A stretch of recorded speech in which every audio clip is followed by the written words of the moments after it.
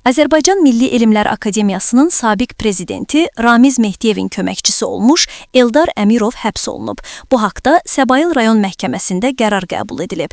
Qərara əsasən istintaq orqanının təqdimatı əsasında Eldar Əmirov barəsində 4 ay müddətinə həbs qətimkan tədbiri seçilib.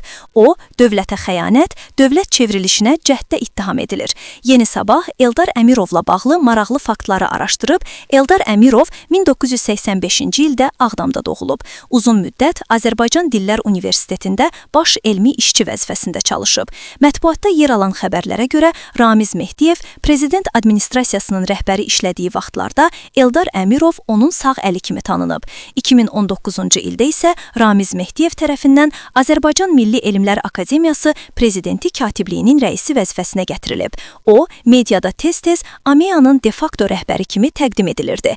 Eldar Əmirovun kadr siyasətinə və institut daxili proseslərə ciddi təsir göstərdiyi, bir çox hallarda qərarların məhz onun vasitəsilə icra edildiyi iddia olunur.